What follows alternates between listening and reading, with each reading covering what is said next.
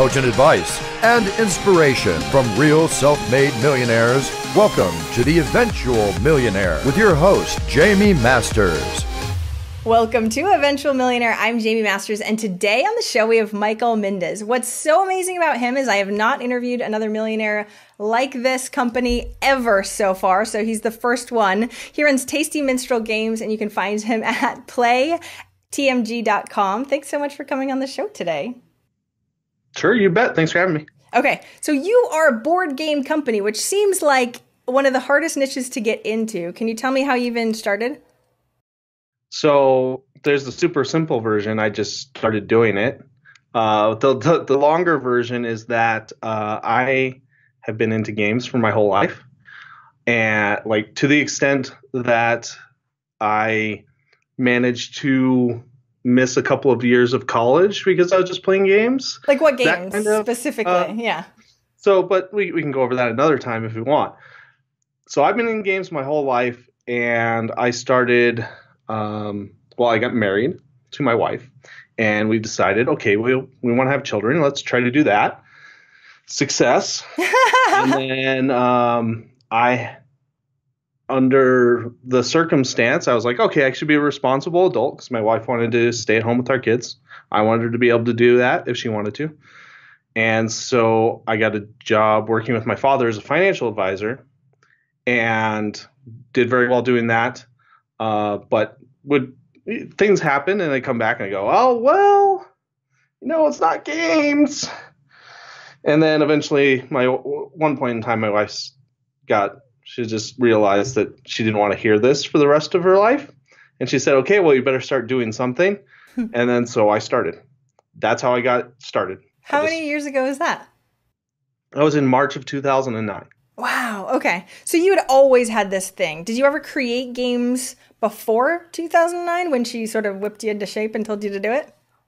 I distinctly remember, and I must have been, this was before the second half of kindergarten.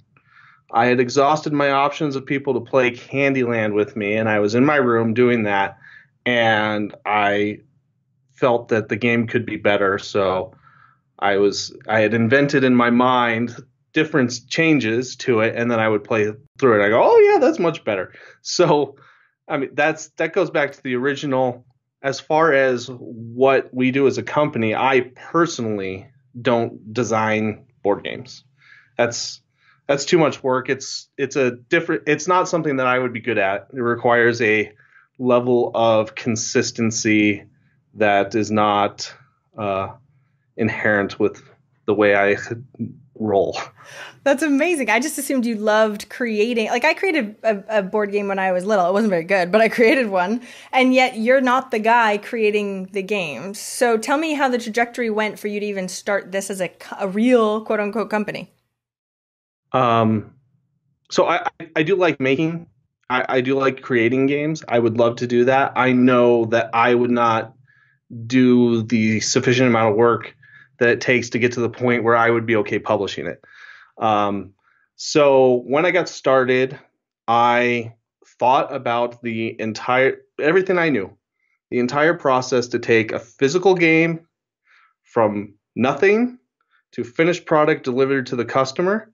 And I basically mapped out the entire thing, everything I could think of. And I started calling people. Okay. And asking them, okay, well, how do you do this? How do you do that? And then I started making some games. My success as a financial advisor meant that we had some money that I could say, talk to my wife. Is it okay if we use this? And if it disappears and it doesn't exist anymore, we have to be okay with that. Okay, then we're okay with that. See, that's so impressive. Usually you hear the story of somebody going, oh, I had this amazing idea for a game and it had to be created. And you're like, no, I had no game. I just logically thought out the process and asked a bunch of questions. Ta-da, right? So how do you decide that first game once you even know what the process is? Well, one of my best friends from all time is a very good game developer. Oh, that helps. Game designer. And at the time he had 2 games that he was having trouble getting placed with other publishers. And I said, hey, how about I do that? Okay, so you knew the industry a little bit already from somebody that was in it, because it's a unique industry, right? Well, he wasn't really in it. So this was 8 years ago. It was a lot more difficult. Now there's a lot of tools like crowdfunding that make it an easier thing to go about. Well, air quote, easier.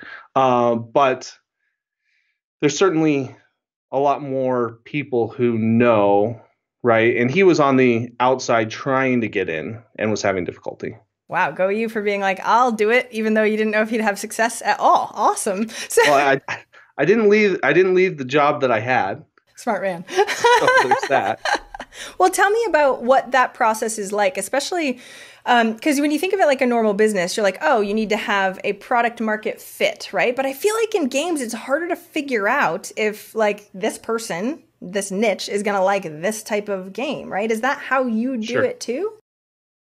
Yeah, that's kind of how we do it. The typical product market fit that I think people talk about has more to do with something that you can sell on and on and on and on and on and on. Mm-hmm. So our best selling game as far as number of units has been around 60,000 units. Wow. Our best performing games as far as profit on each one is in the like 100,000 to 200,000, maybe up to 300,000 total for the entire game, its lifetime. So this is not something that it's better than a poke in the eye. That's for sure. It's not an insignificant amount of money, but you're not going to build an empire on something like that. Yeah. So like one game is not enough. You have to go through and then you don't know which one's going to hit, quote unquote, hit, right? One game could be enough. Okay. So what we do, but we don't have one of those games that we've made yet. So what we do is we work on the process to create more art, and then to I look at the whole thing as art, and expose more art to the marketplace, and then we see what we don't do that to see what works to then theorize, oh, well, then we must do this thing. When we are making the art or our process in it, we have to like it. It has to be financially viable. We have to see where it could be in the marketplace. And then we make it and we test it with actual people and not with the opportunity to buy, right? Nice. So that's right there for you. Like someone will give you money if they like the game. Ta-da! User testing with selling, which makes a lot of sense. Right. But how many units do you, like when you first create a game, how many are you creating and how much does that cost before you sort of show somebody and have them try and buy it? So before it gets manufactured, we have anywhere from, at the most expensive end, we had one game that cost about $15,000 in artwork and mold costs for custom dice and things like that. On the lower end, we've had things cost as little as a couple of $1,000s and anywhere in between. Once we decide to make a game, typically we make about 3,000 units. We've built up a relationship with an audience that trusts that what we decide to make is going to be good. They might not end up liking it, but they will say, okay, objectively, right? They'll say, okay, this was good. I feel like I paid a good and reasonable price for it, and I might not have liked it, but for this type of game, yeah, it's as good as something like this is going to be. I was hopeful, and now I'm a little disappointed. Whatever. So we have about 25,000 customers that we are able to reach on a regular basis. And so we make 3,000. We sell into a retail channel that go onto store shelves and all that. Okay. So you have people that know, like, and trust you, which makes it a lot easier because they're like, okay, if I usually like games that he comes out with or your company comes out with, then I'm more likely to buy it. But I also feel like, isn't it?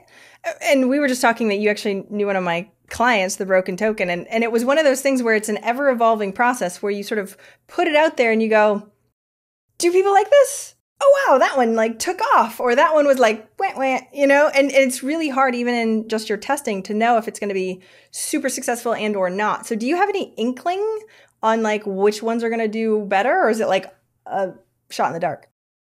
Yes, we do have an idea, Okay. and often those ideas are just wrong.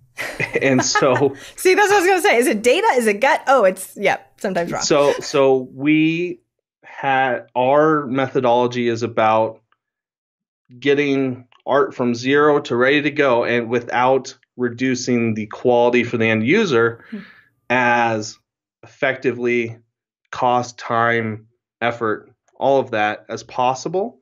And then after we have actual sales data, and we're working on ways to get that information even earlier in the process, because it's not a digital thing, right? When we need to make more, and we make them in China, because not only because we get the best prices, but the place that we make them with, I think, makes the best games on the planet. Wow. It's not really an easy process. You might think, oh, it's an easy process, but it's like 150 or 160 individual like steps to go from nothing to the finished product.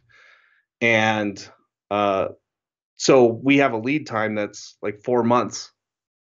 Wow. So if there was something that was trending and you're like, oh, let's go. Oh, wait, now we wait 4.5 months and we hope that it's still going to, be trending. Oh, awesome. Do you guys use a lot in your testing, like 3D printing and that sort of stuff to just try and test things, or no? We, not 3D printing, but we do other prototyping methods. Oh, okay. Like what? We print stuff out on paper and cut it out. I mean, love that. I was going to ask, do you test them out with like cardboard and stuff? And I was joking, but apparently no. We test things internally, and then we graduate to testing things like in local groups.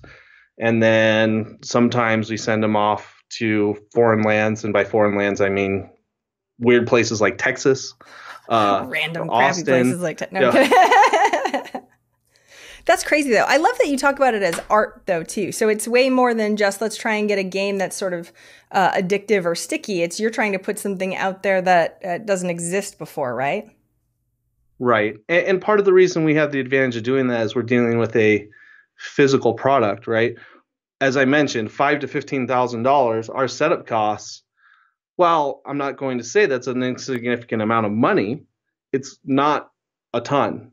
Like if you compare that to a video game where they're to get it ready, even something really basic is often $200,000. Right, sure. If it sells, they can just sell tons, whereas our setup costs are relatively low. We have the ability to sell enough that we can really get it out there and test. So we take advantage of that as much as we can. Which makes perfect sense. Do you think this is trending? So I have a monthly game night. We invite everybody over. I am a huge fan. I know we have tons of games, and what's so cool is people will bring games with them, and then we get to try whatever those games are. But usually it's pretty. I mean, I've played Cards Against Humanity so many times I can't play it anymore, right? So yeah, exactly. But I love the new trend of different type. We've been playing a lot of weirdo kind of games. So do you see anything like trending? I know when Cards Against Humanity came out, there was like a whole bunch of other types of games that were exactly similar and or card type games. Do you see trends? And do you guys try and get on those trends like earlier, especially if it takes 4 months? We do see and that 4 months is when we're ready to manufacture. Yeah, which is right. A lot before that. Yeah. Often we will sign a game and it can be 18 months before it sees the light of day.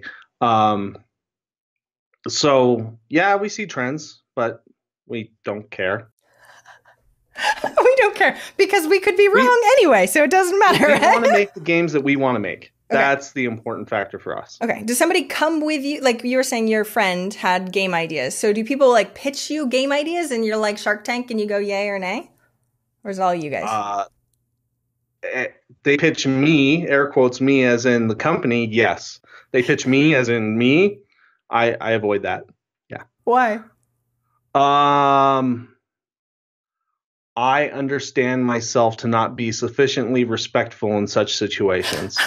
I do not. You're like, that sucks, dude.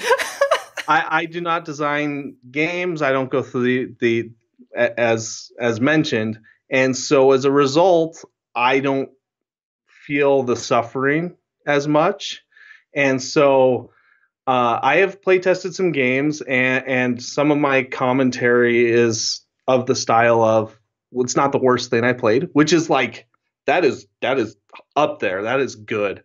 I didn't totally hate it. That is good as well. It's You're very rare a that board game connoisseur, sir. Yes. yes. So it's best that I don't get involved with that. There are more tactful people that work at the company that can handle that. Yeah. I adore this. So you know your strengths and you know your weaknesses. So let's talk about that for a second. Because one of the things that I found, especially in 7-figure plus businesses, is that they know their strengths and they double down. And you're very clear on what your strengths are not, and step away from that. How did you figure that out? Especially at the beginning when you were the only guy doing everything? How do you step away so you're not necessarily doing all the stuff that you don't like? And how do you even find out what you do like? So,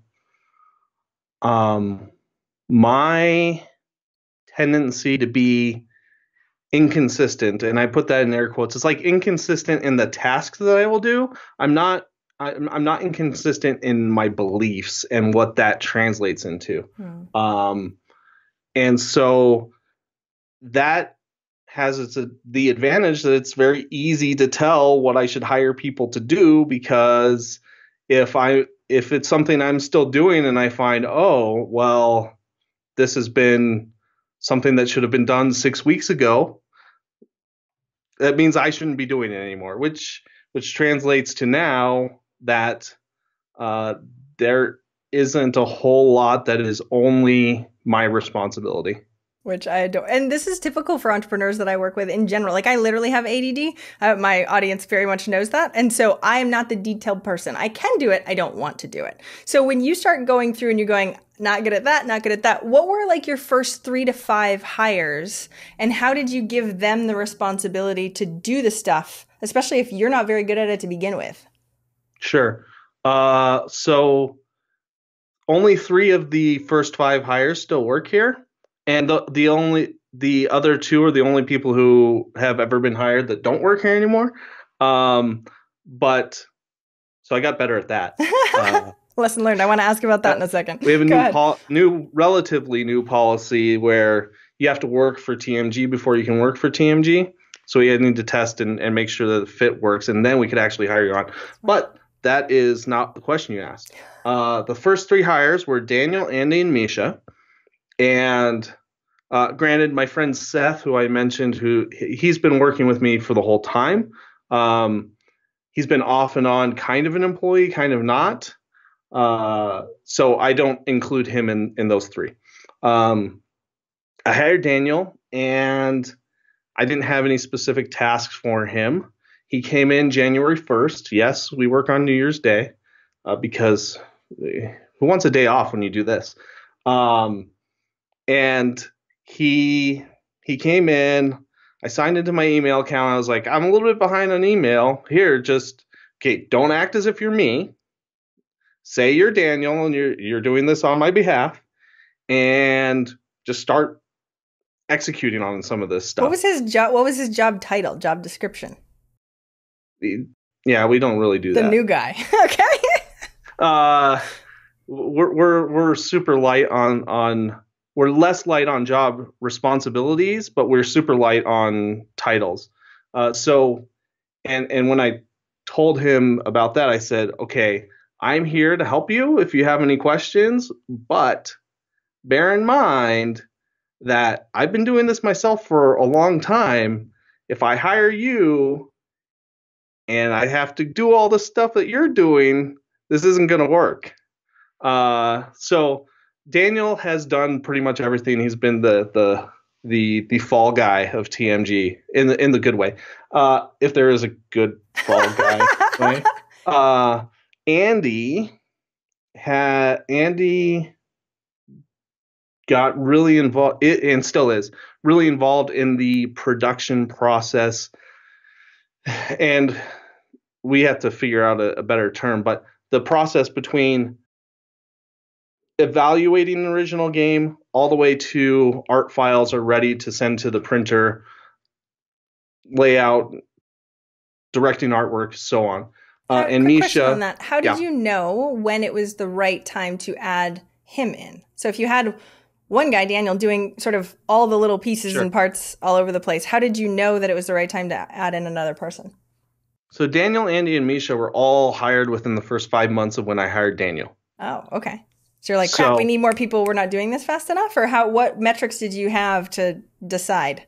I love your style. I guess so. Yep, go. I felt like we had the future consistent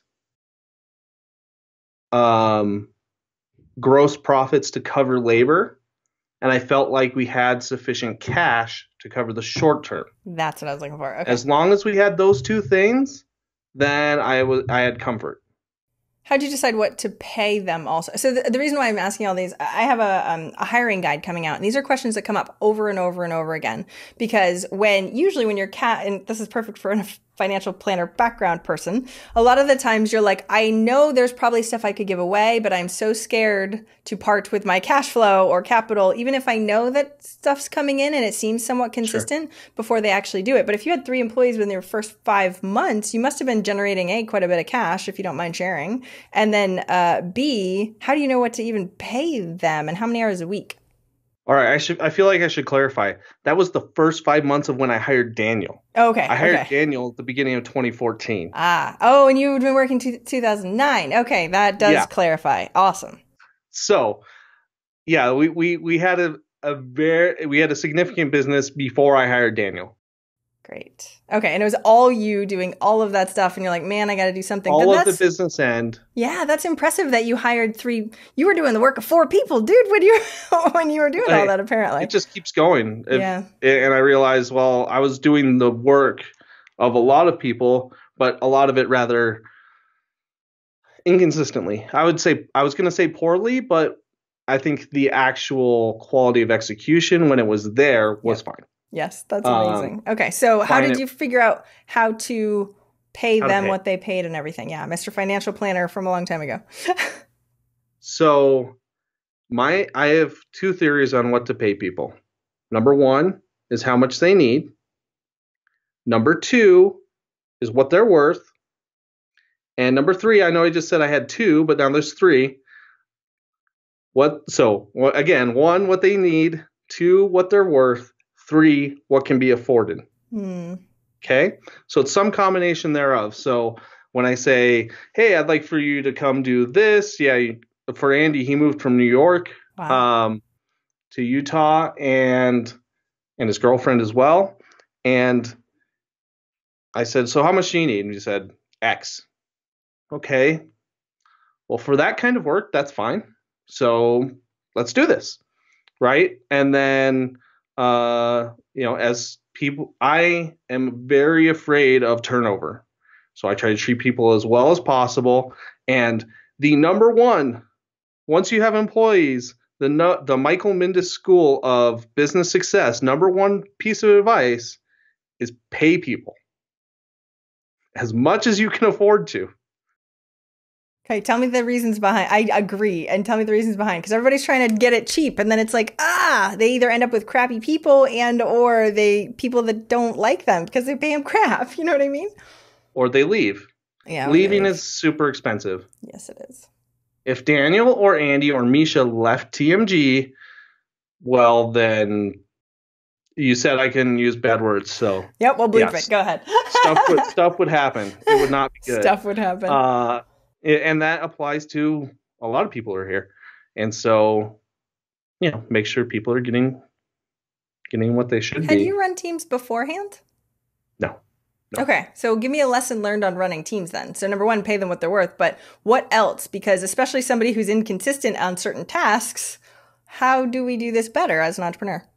This is a good one. So people have different senses of humor. And most people do not appreciate jokes about them not having a job. There are some people who do appreciate it, but most people do not. So, for example, after I hired Daniel, in the space that we operate in, most people are going to know about and actually like The Princess Bride a lot. Yes, so my favorite I would movie. say to Daniel, Yes. and it took him like 2 weeks to realize where this was coming from. And I was like, what? And I said, okay, you did a good job today, Daniel, but I'll most likely fire you in the morning. And he thought it was funny. He thinks it's funny. He knew I wasn't going to fire him, but other people don't think that's funny. And they also don't think it's funny when you say it to someone else. So these are the kind of things that I can't do now because I know better. Lessons learned the hard way. I love that movie too. I totally get why it probably doesn't work with so many people.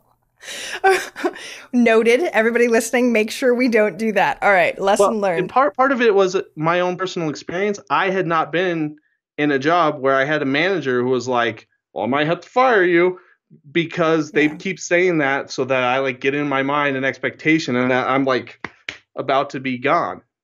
Right? When I worked as a financial advisor, I was pretty much on my own, but I was also working with my dad. And so it was and I was supporting his only grandchild. It wasn't going to be like, get out of here. He would certainly give me warning. Right. So I had not worked in an environment like that. And so I didn't understand. That's for sure. See, but it's all a learning process. And that's what's I love how lax you are. Because like a lot of the times you assume, especially because you have 10 employees now, right? Or something like that. There are 10 people, 11 people that work for TMG. Okay. So not all full-time, but yeah. Okay.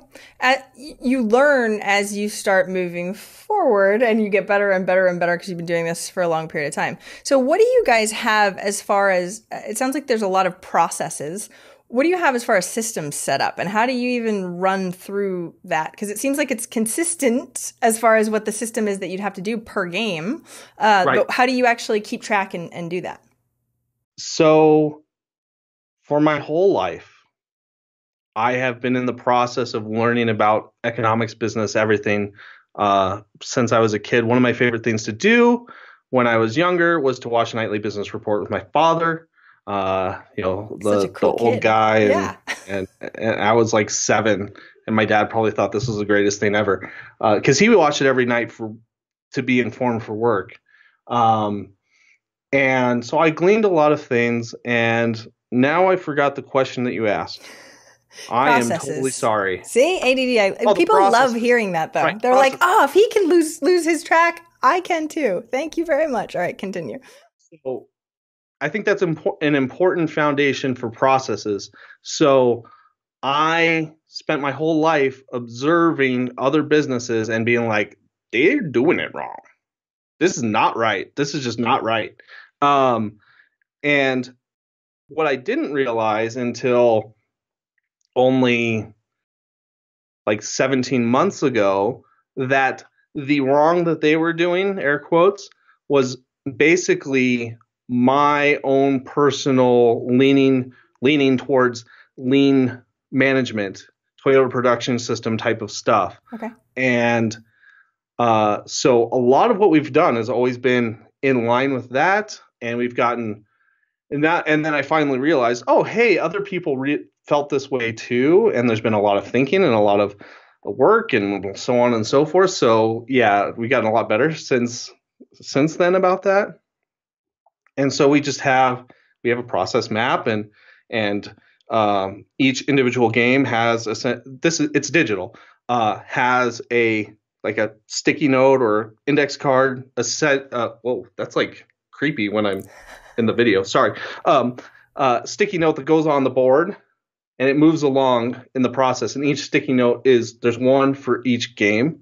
And so we map things out. And as I notice people come to me for things that should be known, like, oh, well, how do we fix that?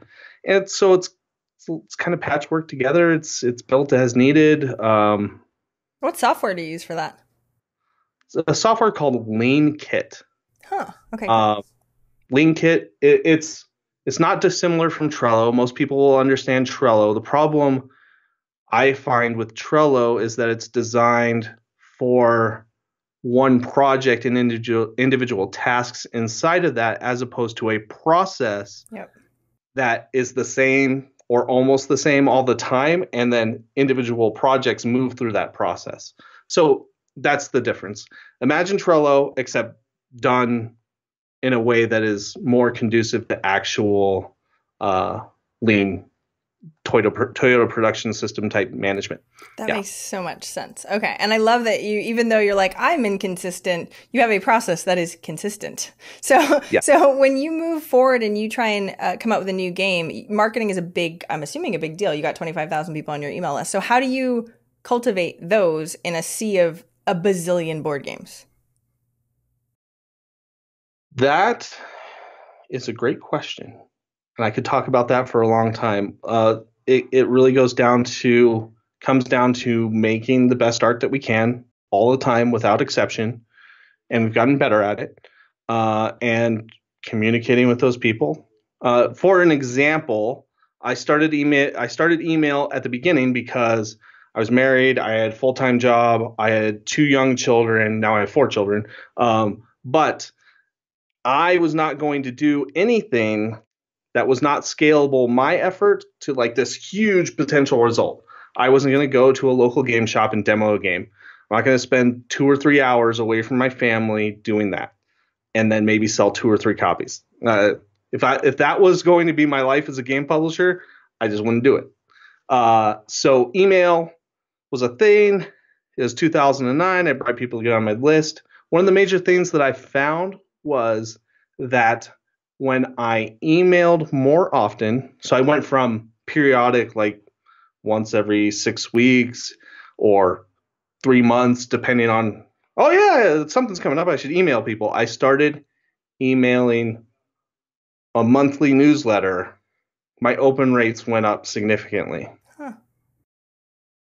And now people just share. Like what I'm wondering too is because you make really great art, people specifically share it and that's where most of your advertising and marketing comes from? Or is it, how do we actually get those emails on the list? There are 2 main ways. There is a community website where we can run a contest and we offer additional entries for email signups. So has been helpful. It was more fruitful 2 or 3 years ago. The other main one is that when we utilize Kickstarter, when we send out a survey, we ask people if they want to get the emails.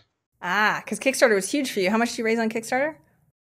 Over $2.5 million over 6 years, 28 projects, something like that. So do you use Kickstarter for every single project or no? Okay. No. How do you decide? At this point in time, we use it for the games that make sense. There's this one, for example. Is that one your best-selling one or no? This has been a very good selling one. It's called Orleans. I wouldn't say best, but it quite possibly will become best. And it made sense. Other games don't. Because it costs so much, or you want to get the word out, or what was the it makes sense part? So today, one of the main things that makes sense for us is we will come up across a game like Orleans. Oh, Orleans. Which we like that's what you call lot. It. Orleans. Okay. We like it a lot. And you even liked it. The guy who doesn't like anything actually liked the game, right? Yes. Well, I'm like the food critic from Ratatouille. Yes. If I don't like a game, I just won't play. Makes sense. Right? But so Orleans I liked a lot. And that if I don't like a game, I won't play kind of is another reason I should interact less on certain things from before. Okay, so but Orleans, we really like it and we want it to be the best. We want like metal coins, we want wood this, we want this. Ooh. And the cost of those items are such that if we made this deluxe version and sold it into retail, it would have to cost $150 as opposed to $60, which is a regular MSRP. Yeah. Okay. And so if it's $150, that's just too much. So what we do is on something like Kickstarter, we can sell those to people in advance collect the money that we require to make the deluxe stuff, have little to no markup, profit in that for us. We get to make the game that we get to get the game that we really want. We like this game a lot, and we really want it to be this like heirloom type of edition, if you want to talk about it that way. But doing that as a regular product is just not financially viable. So today, that's the sort of thing that we do. In the past, it's evolved over time, but that's today. So I just want to clarify, because for the Kickstarter wise, you can buy more at a time, and that's why it's cheaper if you have the Kickstarter in advance, or is that your main distribution to people because you have that and can get it in advance? So we have regular distribution for retail copies, goes into distributors, goes to retail, hobby shops, comic shops. With Kickstarter, we know we have sold those deluxe copies, and we collect the money before we manufacture. Yeah, so you can buy more and make it cheaper and stuff like that too, right? No, we don't buy more of the deluxe version. So it just makes it so you don't have to dip into your capital to get the deluxe version, and you know people like it. Right. Okay. I'm wondering why the Kickstarter, if you have cash, why even bother doing the Kickstarter? Well, plus we don't know how many we're going to sell. With Orleans, we sold like 4,500, I think, of that. We did another one. So Orleans was about 2 years ago that we did the Kickstarter now. And Yokohama was another one we did in this style that was about 6 months ago now. Today is January, so add 3 months or so for when this actually airs. Yokohama we did, and we sold 6,000 or 6,500 of the deluxe copies. And so we don't know how many we're going to sell. That makes sense. Beforehand. So that would be an absolute guess. Okay, and Kickstarter really helps with that, and to see, yeah, exactly, because you could be like, wah, wah, and then if you didn't do Kickstarter, you would have invested a whole bunch of money and nobody actually cared, which is not fun. Yeah. For the deluxe components, we're talking about an extra $20 or so per game on a game that costs between 10 and 12 to make in the first place. So, we would triple our own costs, but we just pass the benefit on to the consumer. We asked for them to pay for the benefit. That's it. Which makes perfect sense. Now I really want to feel what the coins. How do you name them too, by the way? Because I thought it was Orleans, but it's Orleans. So I was like, oh no. So and Yokohama. How do you come up with those names? And it's hard to share those names. So is that on purpose? We usually just take the name that it comes with. Oh, so whoever your designer was like, this is the name of the game, and you take it. Wow, interesting. Do you think the naming matters? What? Do you think the naming really matters to people? Like Settlers of Catan is one of those things where everyone's like, you play Settlers? Do you play Settlers? You know what I mean? It is what it is, but that name doesn't mean anything until it's Settlers. Yeah, until it's actually good. Okay. Interesting. I mean, that could be called Pogo Stick Sharing. And, that's the new name of your next game. Until it became Pogo Stick Sharing. Right? Makes sense. All right, that's awesome. I know we have to start wrapping up. It's so awesome to interview somebody like you that's just like, yeah, I just did it like this. Because everybody's like, oh no, this is the right way. And you're like, no, I just sort of went ahead and it works well. But it's evolved over a lot of time. You did it for a long time yourself. Then you figured out the process. Then you added people into it. And that's a learning process too. And we just really appreciate people being real like this, by the way. Because you know what I mean. Most time people are like, no, I'm perfect. No, it was awesome. It was great. Okay. So when, I told you at the beginning, I asked the same last question every single time. So what's one action listeners can take this week to help move them forward towards their goal of 1 million? The one action I would suggest most is to talk to people who would buy your stuff. And by talk to, in my case, that means actually like playing a game with someone. It's not so much just talking or playing the actual product with somebody. That's what I would suggest. And it's a difficult thing to do because in most cases, I don't like to talk to people. And you do it I mean, anyway. I enjoy it fine. I've overcome it, but certainly it's a fear that was there from when I was younger, and I've overcome it somewhat. But yeah, But it's you a difficult still say thing. it. That's awesome. So tell us how you, I know I'm asking another question, but Nothing more important. how did you overcome it? Because this is the thing I tell people to talk to their customers all the time. And they're like, I'm an introvert. I would rather email them. And I'm like, that's not the same. So tell me how you overcome it.